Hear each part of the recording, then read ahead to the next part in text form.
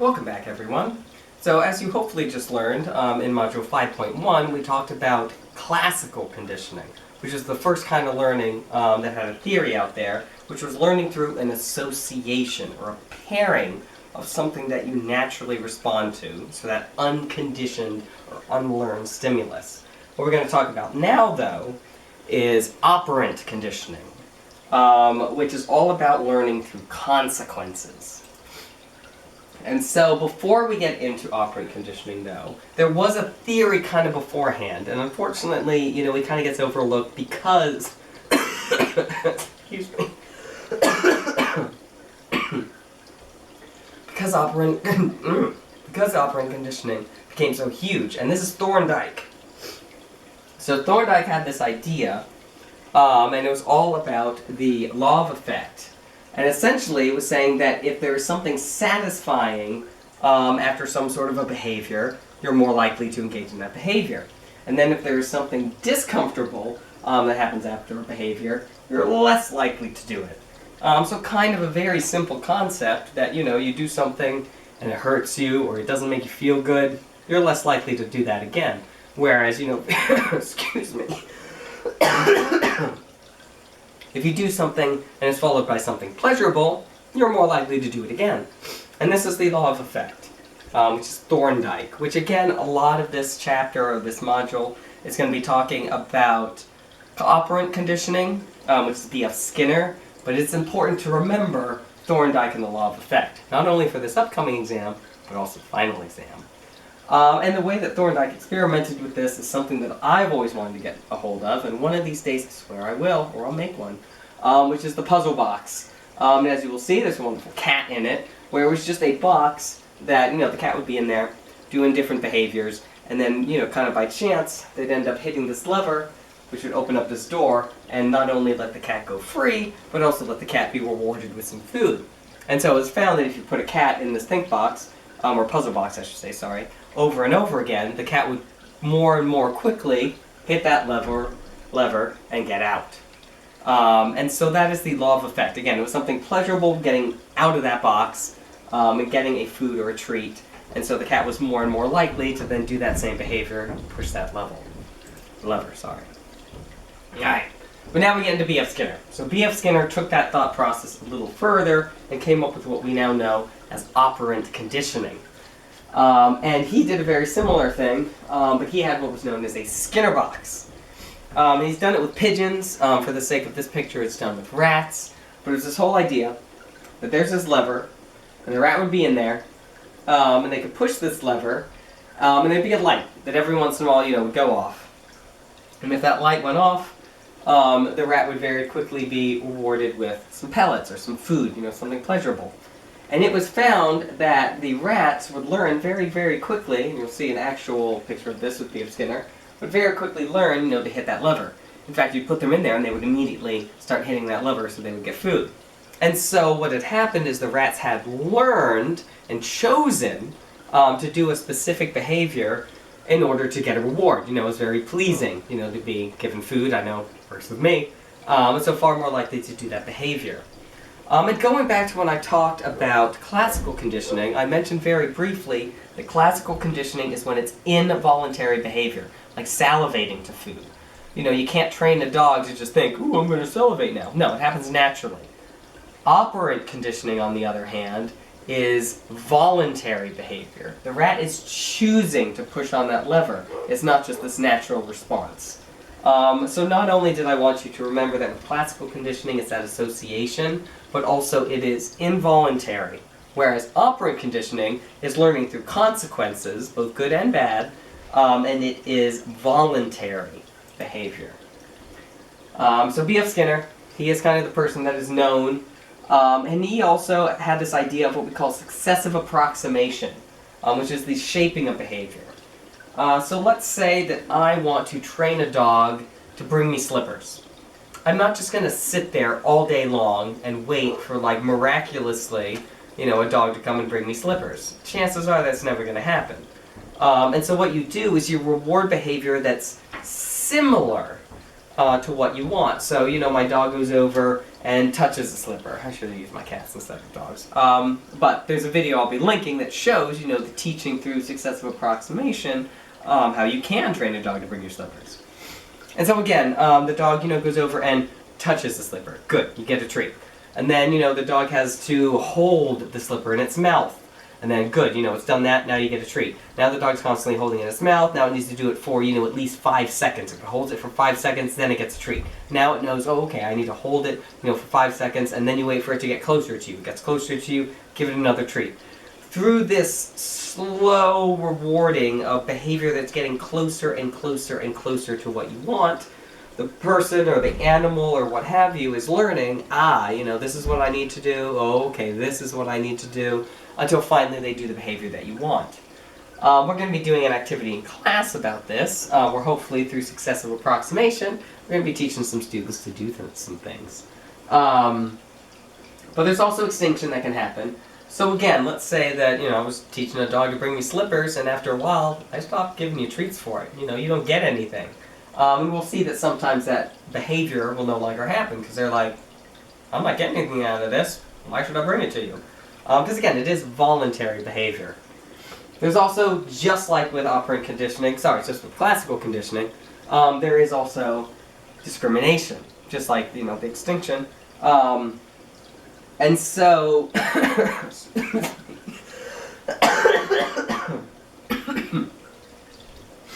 and so, a cue that signals reinforcement sometimes has to be very specific.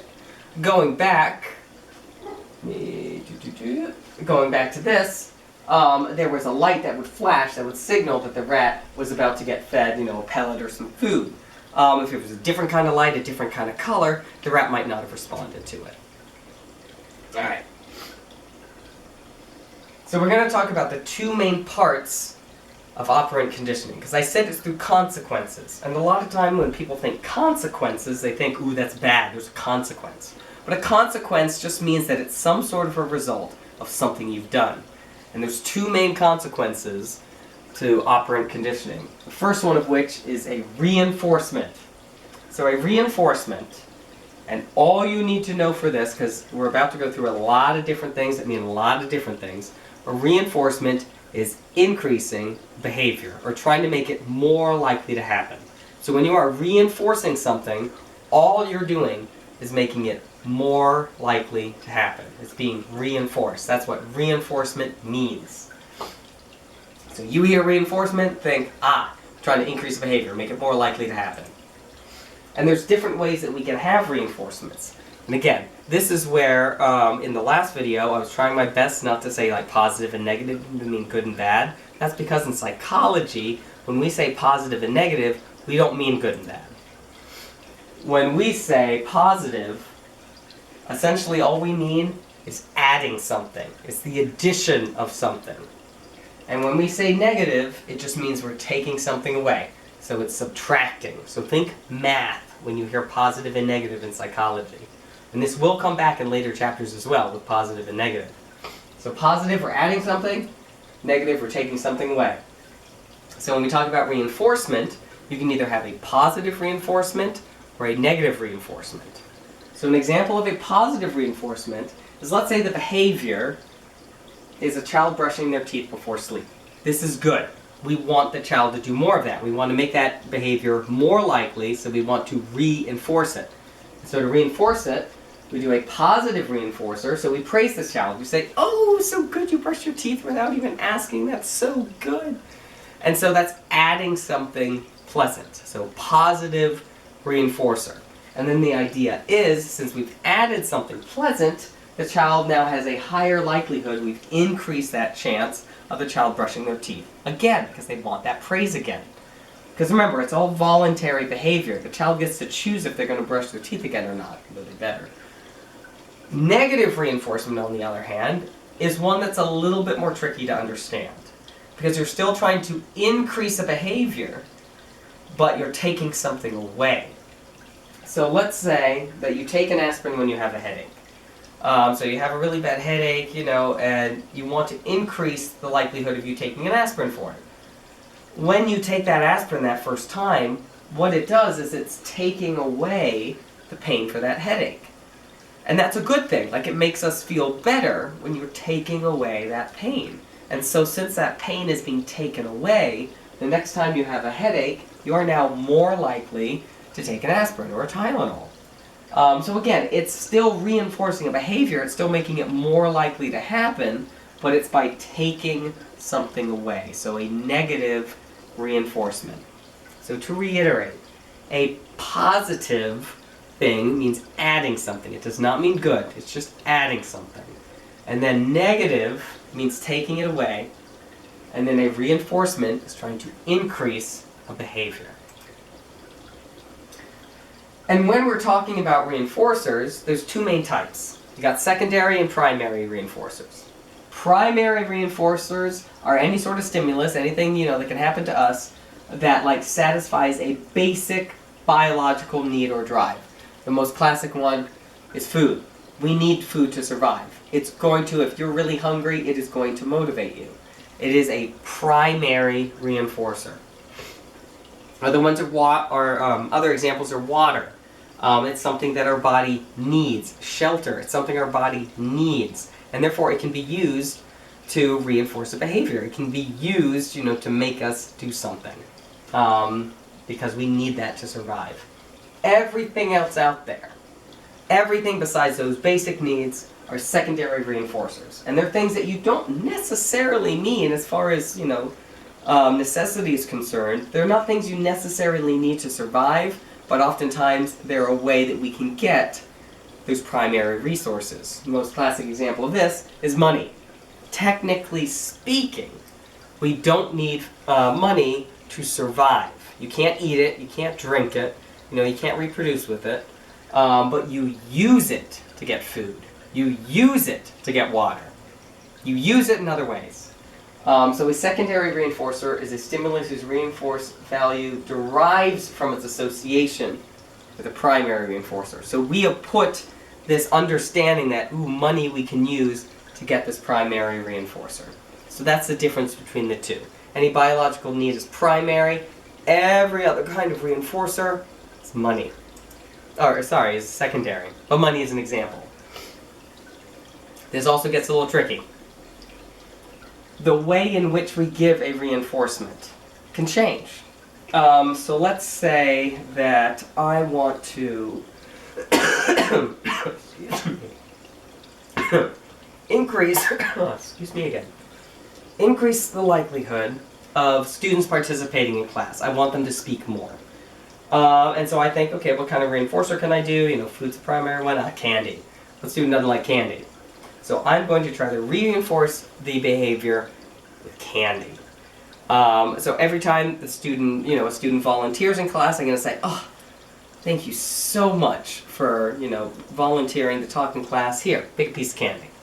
And then hopefully, that's a good reinforcer. Hopefully the students are like, ooh, we're going to get candy out of this, I'm going to volunteer now. And then it makes that behavior more likely.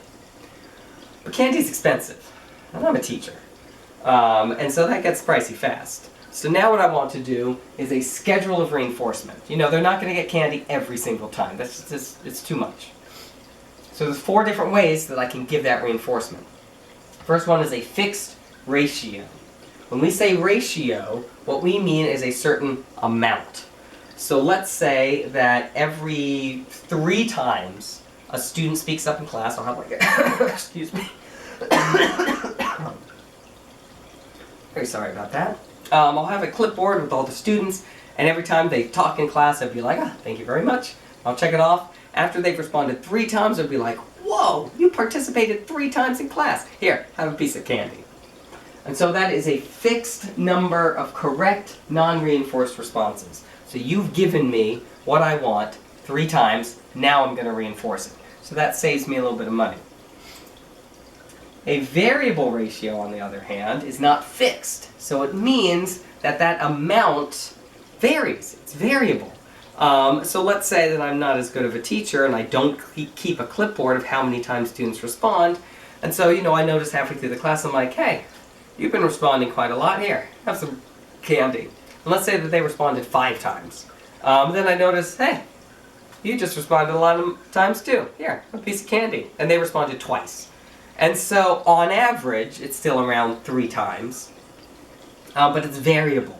So students don't know exactly when they're going to get that reward. Like, do I have to answer again? Or, is this the last one? And then finally I get candy.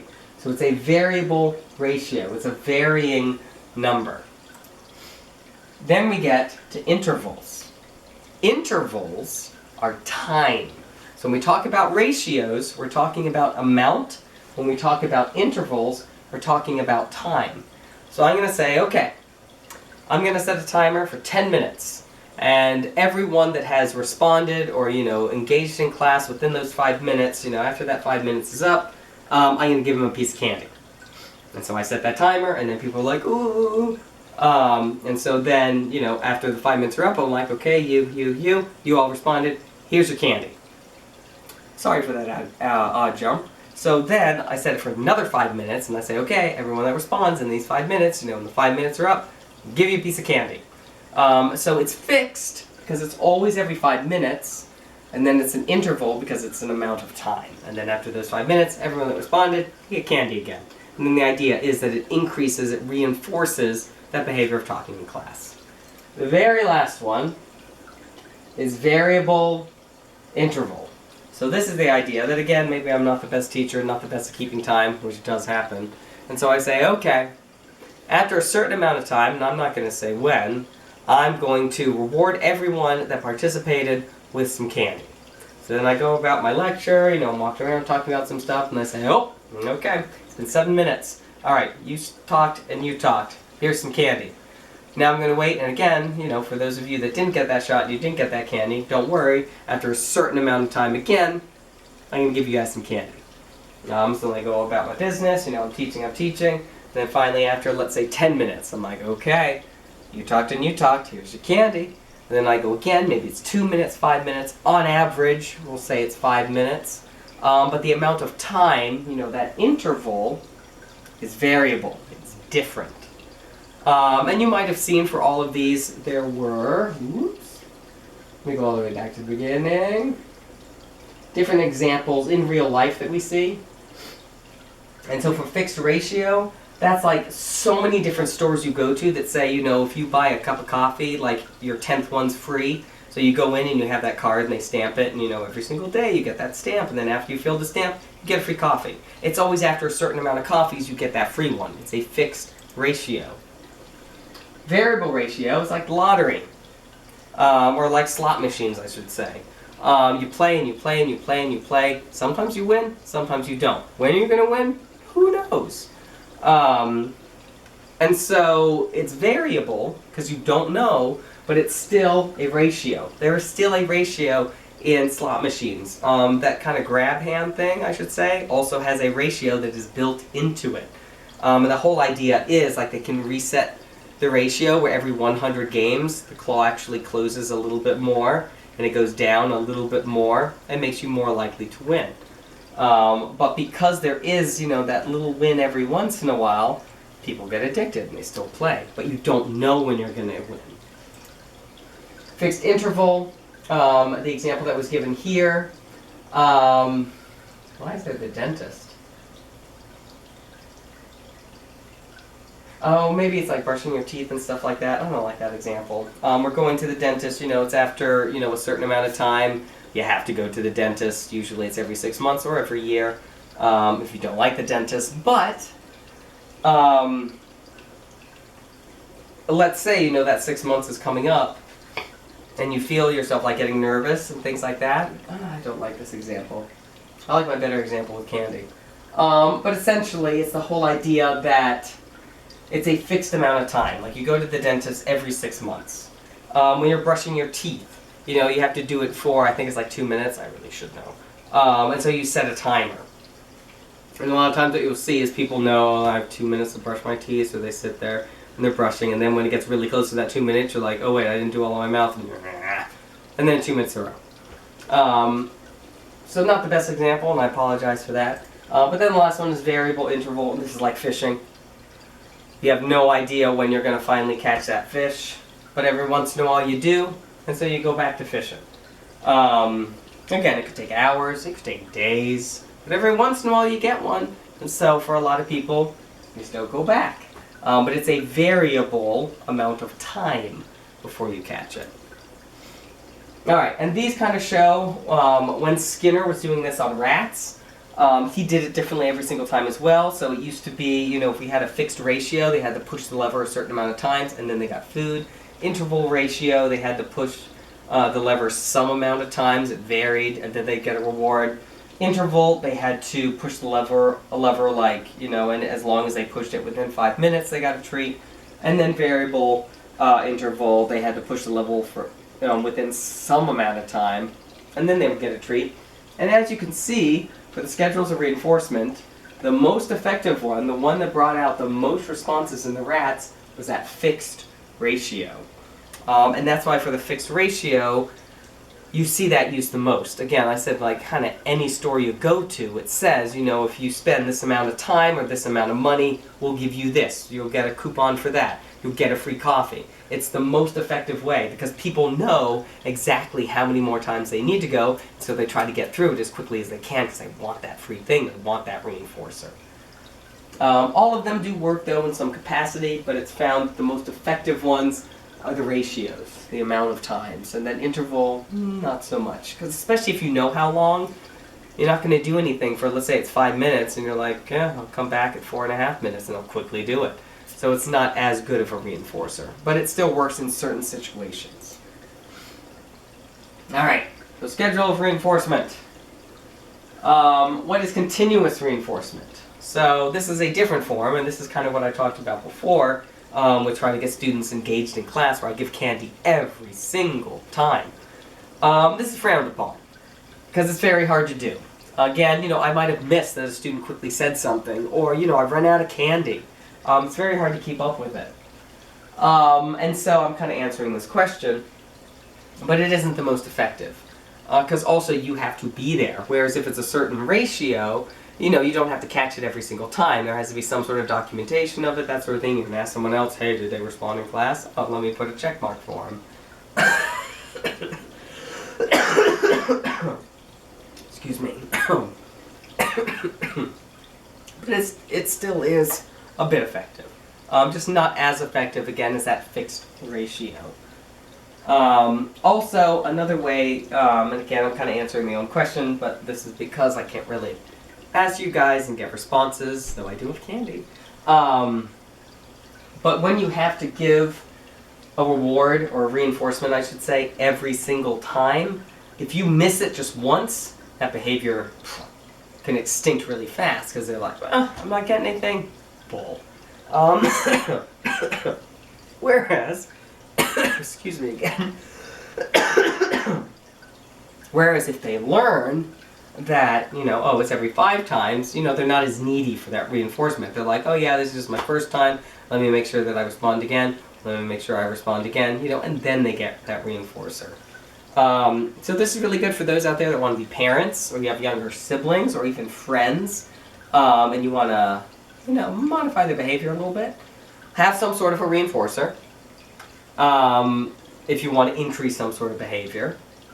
And then have a fixed ratio, and when you give it, like, you got me coffee again, that's so nice, thank you. And do that every once in a while, and they're more likely to get you those free drinks. Alright, that was all reinforcement. And as I mentioned, reinforcement is increasing the likelihood of a behavior. This is different from punishment. Punishment is all about decreasing a behavior. So someone has done something and you're like, oh, I don't want them doing that again, so you punish them. So when we say that we're punishing something or someone, it's because we don't want to see that behavior again. So that's all we need. Reinforcement, increasing likelihood; punishment, decreasing the likelihood and trying to get rid of it altogether usually. And just like I said, for reinforcements, there's both positive and negative. And again, these get a little tricky. A positive punishment is when you are, again, adding something, but you're adding it in order to decrease a behavior. So let me explain. You bite into a red hot pepper. This is not good, especially if it's like that ghost chili pepper that's really, really hot. It's not the best for you, it can mess up your stomach, and so that's something that can potentially not be good to do a lot. But when you eat that pepper, it burns your tongue. You know, it makes you feel awful. It's, you know, it comes in hot, it goes out hot. And so after that experience, like it's adding something, it's adding that discomfort.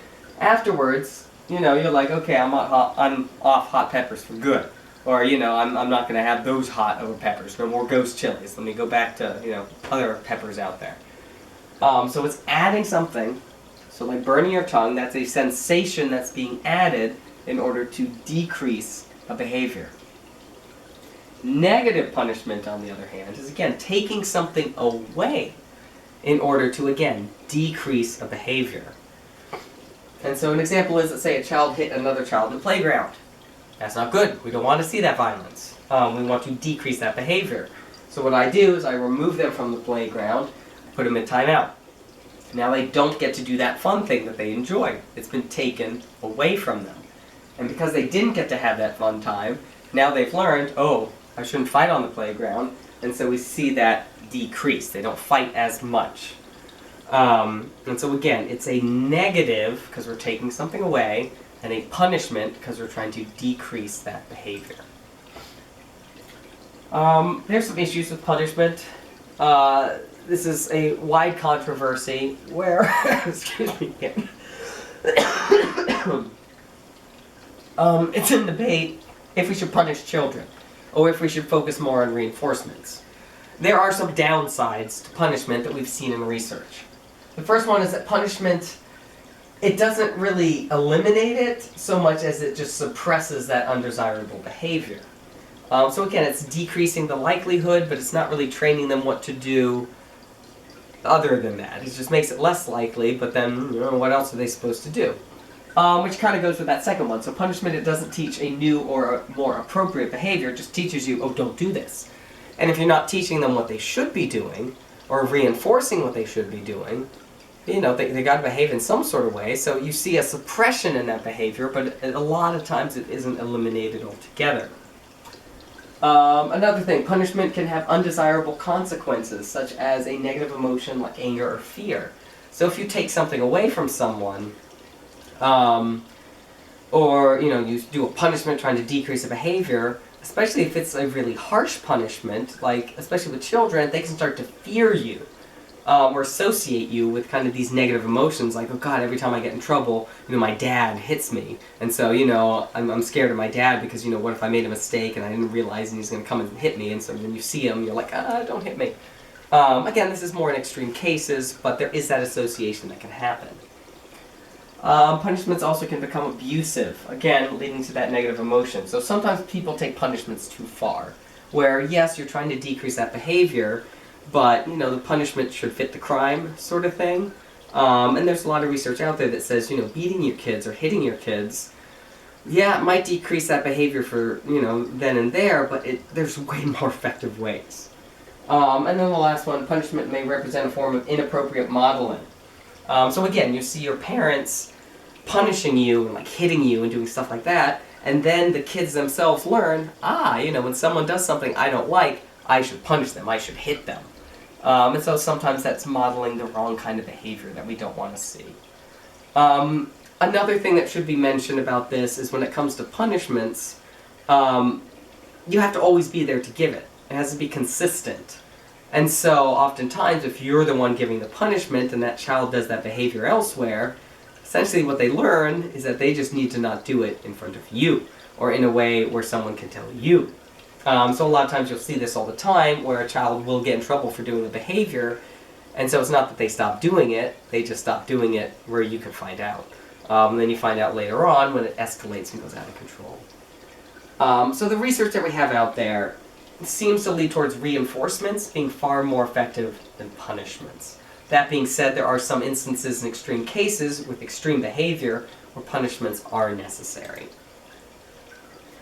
And then, you know, this is kind of what we were just talking about. If you want to know more or kind of see the debate out there, it's on page 197 in your book. Alright, there's also escape and avoidance learning. So escape learning is learning to perform a behavior because it prevents or terminates an aversive effect or event. This is kind of like natural remedies out there. And so it's kind of preventing certain things from happening. You find that you feel better when you do this certain action. And so now, to escape that action, to escape that feeling, you've learned to do this. That's why there are so many homemade remedies out there, because, you know, one time you had a headache and your grandmother gave you honey and you felt better, it made it go away. So you've learned, ooh, when I have honey it makes this kind of go away. Another one is avoidance learning, so learning to avoid events or conditions associated with aversive consequences or phobias. Again, this kind of goes back to learning to fear your own parents, where you learn that, okay, you know, they're the ones that do the consequence, so when I do this behavior, so instead of changing the behavior, I'm just going to avoid that, because, you know, that's the person that does the punishment. That's the person that makes me not feel good. So it's a different way of learning. It's very similar. Again, it's a form of operant conditioning, where you're just learning through consequences. Like, was it a good consequence? Was it a bad consequence? Alright, sorry again for the jump. So one thing that I wish, and I always forget, that I should talk about more at the beginning of this chapter, is this idea of behavior modification. So whether it's through classical conditioning, operant conditioning, something we haven't really talked about yet, called observational learning, this is all behavior modification. So whenever we're trying to change the way a person behaves, we're trying to modify their behavior, we call this behavior modification. Another thing, just to quickly note, is that we are in something called a token economy. And this goes with, you know, reinforcements, where there are certain secondary reinforcers that are paired, you know, that reinforce our behavior, that kind of stimulate us to behave a certain way. And again, the majority of it, or the most common one, is money. But there's also, if you go to schools, like the schools that I teach at, we can't just be giving money to students. One, well, mainly, we don't have that kind of money. And two, it's just easier, it's mainly for the money. But anyway, for token economies, it means that we have something else associated with it that really doesn't have much worth, but it's associated, again, with that primary reinforcer. And so oftentimes you'll see, especially in elementary schools, that when students behave in a way that we like, you know, when they're showing positive behavior, we'll give them, you know, like, let's say the mascot is a panda, you give them a panda buck. Or you give them a panda point. I don't know why I picked panda. It sounded good with point. And so it's just some sort of a token, some sort of a thing that symbolizes, hey, this is something you get for doing something good. It's a positive reinforcement. And then maybe, you know, if you have a certain amount of tickets or a certain amount of bucks, fake bucks I should say, you can then use it to buy pencils or an eraser, or this, you know, there's this really cool one, or a field trip you can go on, anything like that. That's a token economy. You also see this in the adult world. Like, a lot of times the examples we use are children, but in the workforce, a lot of times there's like a raffle going on, like, hey, if you show up to your job every single day and you have perfect attendance, we're going to enter your name in a raffle and you can win a gift card, something like that. That's also an example of a token economy. And so, similar to the last module, this is kind of an overview of everything we talked about. Operant conditioning, again, it's all about the consequence of a behavior. So classical conditioning was about that association. Operant conditioning was all about a reinforcement or punishment. It's some sort of consequence, whether it's something to increase a behavior or decrease a behavior. And just like with classical conditioning, there is discrimination, and there's things known as positive and negative. Positive meaning adding something, negative meaning taking something away. And then again, reinforcement is increasing a behavior, punishment is decreasing a behavior. And so this kind of breaks it all down and gives some examples.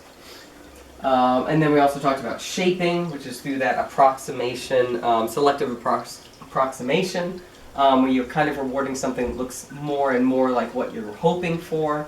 So like a dog bringing the slipper.